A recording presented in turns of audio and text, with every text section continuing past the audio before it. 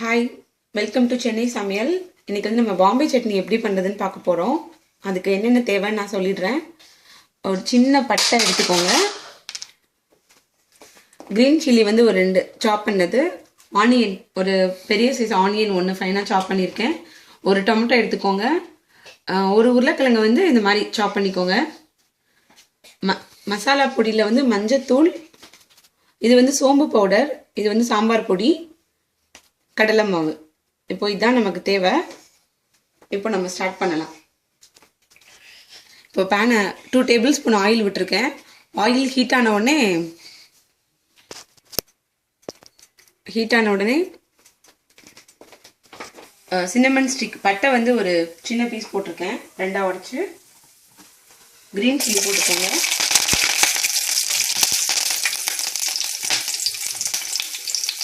Onion போட்டுக்கோங்க.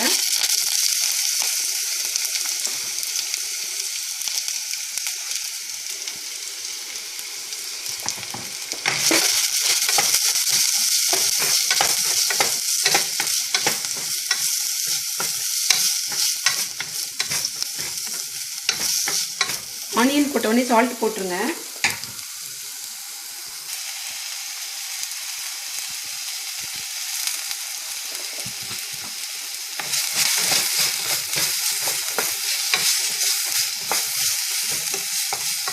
Onion வந்து brown கலரில் மாற வேணாம்.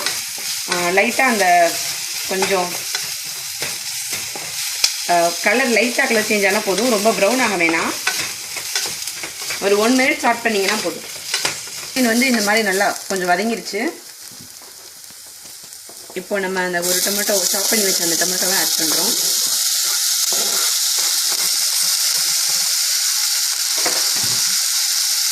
நல்லா மிக்ஸ் பண்ணி வச்சுருங்க.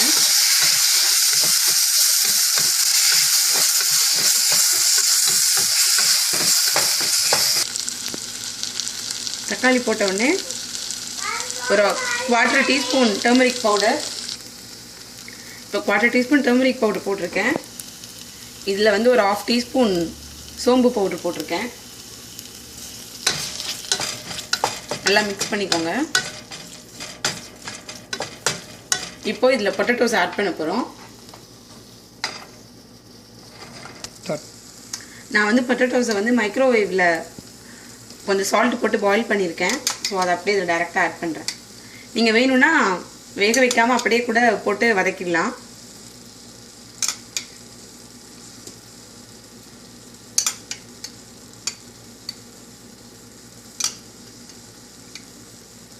அந்த பொட்டேட்டோ பாயில் பண்ண வாட்டரை வந்து கீழே கொட்டிடாதீங்க. அதை அப்படியே வச்சுடுங்க. நமக்கு இப்போ பின்னாடி யூஸ் ஆகும்.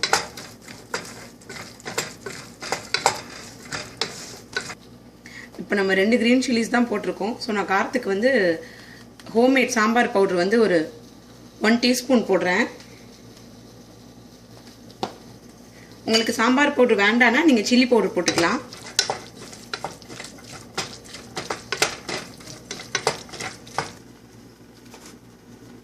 இப்போ சாம்பார் பொடி போட்டு நல்லா மிக்ஸ் பண்ணிட்டேன். இப்போ அதை மூடி வைக்க போகிறேன். உருளைக்கிழங்கு வேக வச்ச தண்ணி இருந்துச்சு இல்லையா, அது ஒரு 1/2 கப் அந்த தண்ணி இருந்துச்சு. அது அதில் விட்டுருங்க. விட்டுட்டு நான் அப்போது அதை மூடி வைக்க போகிறேன். ஒரு மிக்ஸ் பண்ணி விட்டுக்கோங்க. ஒரு 1 மினிட் மூடி வச்சா போதும். ஏன்னா நம்ம உருளைக்கிழங்கு எல்லாத்தையுமே ஆல்ரெடி பாயில் பண்ணிட்டோம். ஸோ ஒரு 1 மினிட் மூடி இருந்தால் போதும்.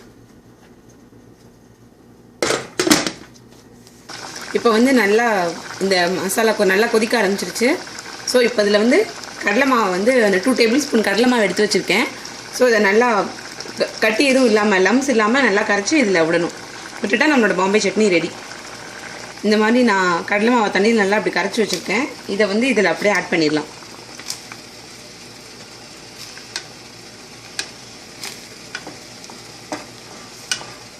இது கொஞ்சம் திக்காக இருக்குது. இப்போ லைட்டாக இன்னும் கொஞ்சம் ஒரு 1/4 கப்பாக வாட்டர் ஆட் பண்ணி இதில் மிக்ஸ் பண்ண போகிறேன்.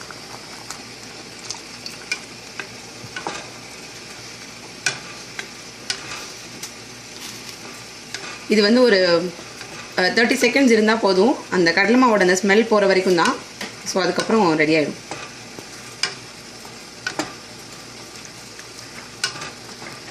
இப்போ லாஸ்ட்டாக உப்பு டேஸ்ட் பண்ணிவிட்டு உப்பு கம்மியாக இருந்ததுன்னா கொஞ்சமாக உப்பு போட்டுக்கோங்க.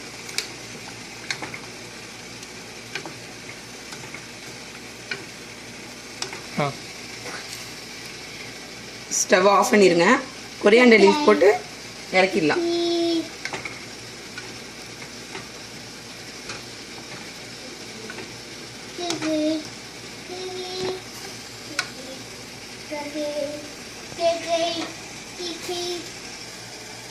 உன்னோட பாம்பே சட்னி ரெடி. இது வந்து இட்லிக்கும் தோசைக்கும் ரொம்ப நல்லா இருக்கும். சப்பாத்திக்கும் இது ரொம்ப நல்லா இருக்கும். இப்போ நம்மளோட பாம்பே சட்னி ரெடி ஆயிடுச்சு.